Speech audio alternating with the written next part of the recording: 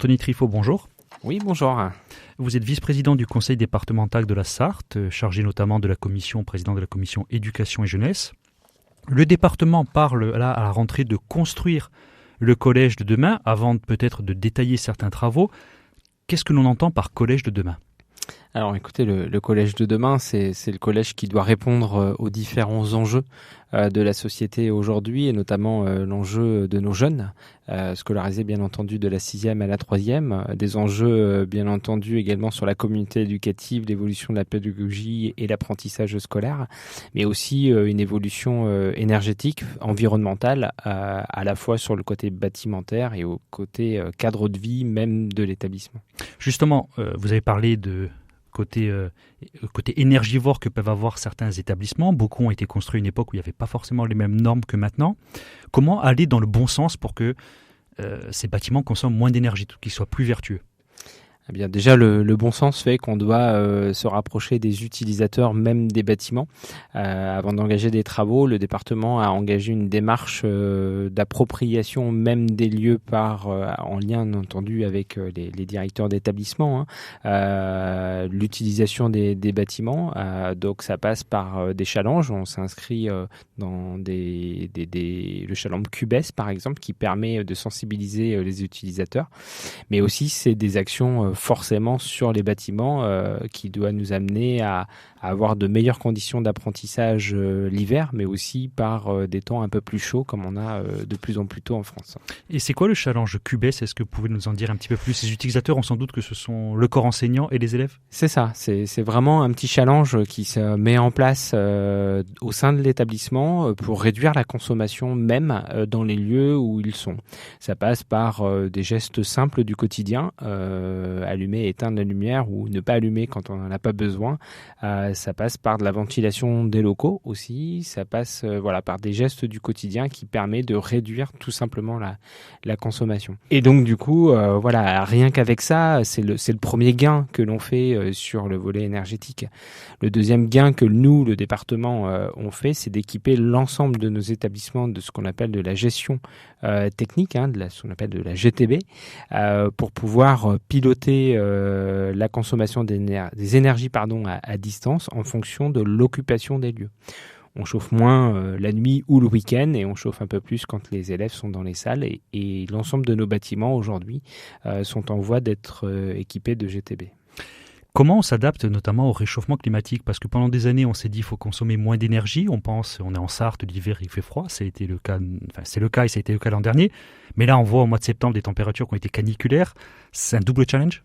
Ah oui, c'est un double challenge et pas facile à résoudre. C'est extrêmement important parce que quand on parle de chaleur ou de froid dans un bâtiment, on fait tout de suite office aux conditions d'apprentissage. Parce que quand on a froid ou quand on a trop chaud, on apprend moins bien.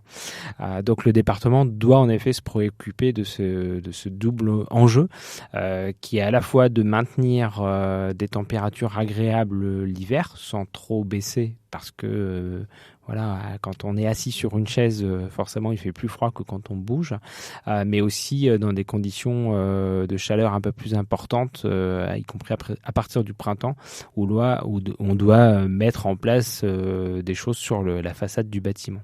Donc c'est des enjeux extrêmement forts, coûteux, mais sur lesquels on ne peut pas faire abstraction quand on travaille sur un bâtiment aujourd'hui. Et le département de la Sarthe, on est où, sans faire une liste exhaustive des renouvellements justement de locaux à ce niveau-là, pour être moins énergivore? Ouais, alors sur le point de vue énergétique, on a déjà fait une bonne dizaine de rénovations énergétiques de nos collèges. Alors pas forcément des rénovations énergétiques globales qui entraînent des coûts extrêmement importants et sur lesquels on doit aussi pallier nos travaux en fonction du taux d'occupation. Le prochain plan collège de demain va prévoir 14 rénovations énergétiques de plus, donc 14 collèges supplémentaires. Et puis on a des restructurations lourdes qui ont déjà pris en compte le volet énergétique. Donc le plan collège performant qui a duré 10 ans et le plan collège de demain qui va s'étaler sur la période 2023-2033 va nous permettre, sur le point de vue énergétique, je parle, d'avoir au moins 70% de nos bâtiments qui seront moins énergivores.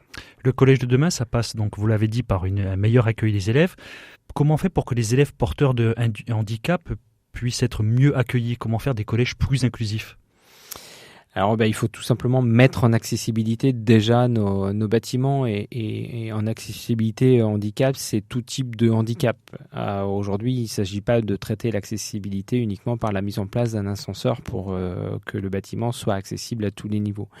Néanmoins, aujourd'hui, c'est un dispositif réglementaire, l'agenda d'accessibilité programmée, sur lequel le département de la Sarthe s'est engagé, est en voie d'être terminé. On a encore 3 grosses opérations d'accessibilité qui va permettre à l'ensemble de nos collèges maintenant sartois de pouvoir accueillir des enfants en situation de handicap. Et tout ça est compris donc dans le plan collège qui a été voté dans le budget complémentaire, c'est ça ? Alors, le plan collège, oui, il y a déjà une enveloppe qui a été votée et en octobre, on va voter, le président va faire voter à l'Assemblée délibérante le plan collège de demain, qui est une somme de 256 millions d'euros sur la période 2023-2033. C'est voté tous les combien de temps ? Ça peut paraître un peu barbare pour nos auditeurs, là on parle de plan, on parle de grosses sommes, c'est voté en octobre, c'est revoté.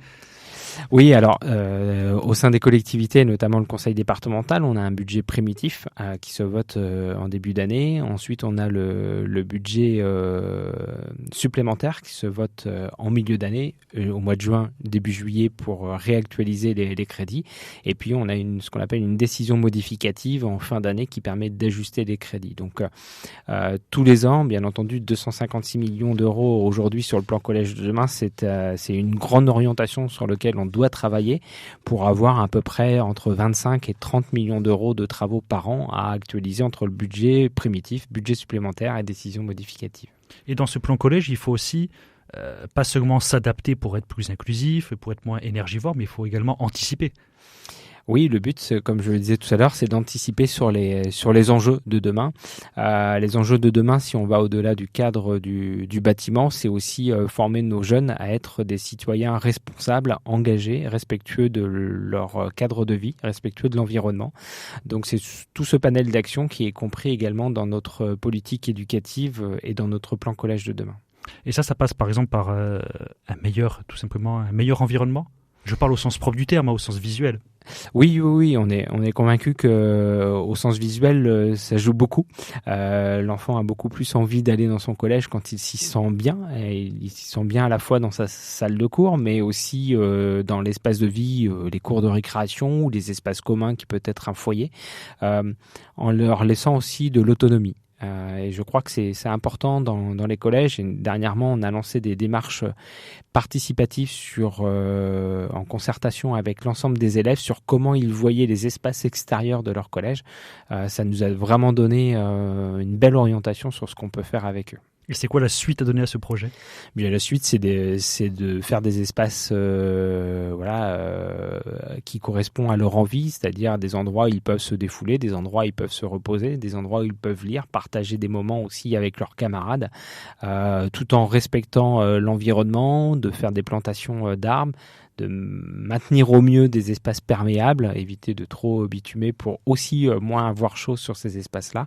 Enfin, un beau référentiel en fait a été sorti en construction avec les élèves. Et vous allez l'adapter peut-être Oui, bien entendu, on l'adaptera forcément parce qu'il est adaptable à chaque établissement. Chaque établissement ils ont leurs particularités et on ne peut pas dupliquer. Et il ne faudrait surtout pas d'ailleurs dupliquer 56 collèges identiques en Sarthe. Tous ont leurs particularités et on va essayer de travailler dans ce sens. Un enjeu de demain, j'ai envie de dire un enjeu d'aujourd'hui aussi, c'est le numérique. Où on en est du fameux... Le plan numérique. Plan numérique, voilà, c'est ça.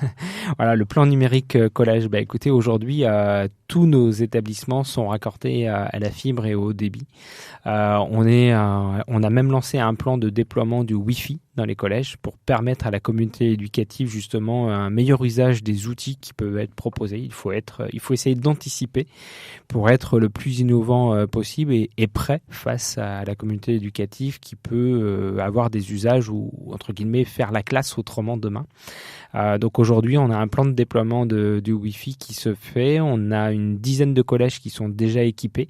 Une bonne moitié va être faite encore jusqu'à la fin de l'année et fin 2024, tous nos collèges, bien entendu, s'il y a l'accord de l'établissement et des parents d'élèves, tous nos collèges seront équipés avec le Wi-Fi.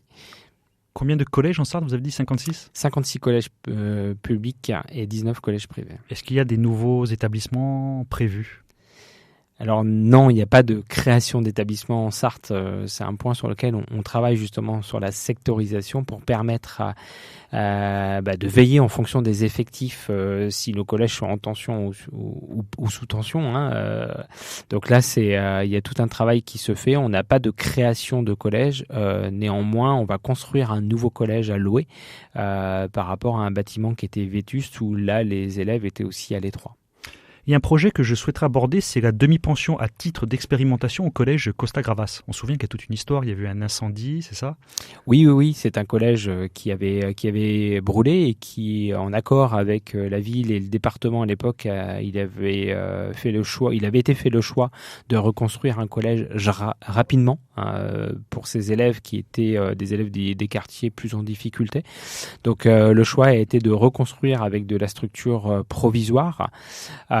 C'est un collège qui fonctionne très bien avec une équipe éducative et un projet scolaire qui met vraiment en avant aussi que l'on peut réussir beaucoup dans ces quartiers-là. Nous, le département, on a été confronté dernièrement à se pencher sur la demi-pension parce que lors de la reconstruction, en effet, il avait été prévu de ne pas faire de demi-pension, la ville du Mans ayant accepté à l'époque d'accueillir les enfants de ce collège pour déjeuner de midi. Dernièrement, la ville nous a fait savoir qu'elle n'était plus en capacité d'assumer, pour des raisons techniques. Donc, il a fallu le département se poser la question de l'avenir d'une demi-pension au collège. Et on en est où justement du projet ? Alors, le projet, j'ai souhaité le construire encore une fois avec les parents d'élèves, avec les élèves, la communauté éducative, parce qu'au-delà de l'aspect bâtimentaire, il faut se poser la question de pourquoi les élèves de ce collège-là ne déjeunent pas le midi ou ne déjeunaient pas beaucoup le midi, puisque seulement 20 élèves sur 450 déjeunaient le midi. Donc pour le département, il ne s'agissait pas de construire un collège une demi-pension pour 20 élèves. Donc on a fait toute une approche sur la demi-pension, le déjeuner, et ce que les élèves attendaient, ce que les parents attendaient. Donc une phase de concertation de 3 mois, et aujourd'hui on va expérimenter donc une demi-pension qui va être mise pendant 2 ans sur place, en modulaire, mais qui va être très fonctionnel pour voir si les élèves viennent avec une tarification adaptée aux collèges qui sont REP+. Justement, cette tarification à 1 €, c'est effectif à partir de quand ? 1er janvier 2024 ? Oui, le défi qu'on s'est lancé, c'est en effet d'être prêt avec le bâtiment qui fera à peu près 180 mètres carrés, donc une salle de restauration avec des repas de qualité qui seront confectionnés par Alain Fournier, puisqu'on n'aura pas une production sur place, mais ce sont vraiment des repas qui sont identiques comme dans tous les collèges, et on va expérimenter la tarification à 1 € auprès des collèges REP+ du Mans. C'est-à-dire Costa Gravas, Joséphine Baker et Alain Fournier, c'est ça ? C'est ça. Pour finir cette émission, Anthony Trifot, donc je rappelle que vous êtes vice-président du conseil départemental, président de la commission éducation. Est-ce que vous avez un mot pour les collégiens et leurs parents là pour cette rentrée ? Qui a déjà quelques jours la rentrée, mais c'est pas trop tard. Oui, non, c'est comme les vœux. C'est pas trop tard. En effet, c'est comme les vœux. Tout le mois de septembre est consacré à la rentrée. Je leur souhaite en effet une pleine réussite dans la voie qu'ils ont choisie, que ce soit la voie d'enseignement général ou la voie plus professionnelle, mais ça dépasse le cadre du département. Mais à ces jeunes Sartois, leur dire qu'il faut croire en l'avenir, que l'avenir se construit bien entendu à l'école. Bien apprendre, c'est aussi s'assurer d'avoir un métier demain, mais aussi c'est apprendre à être un bon citoyen engagé, donc ne pas hésiter à s'engager dans des projets.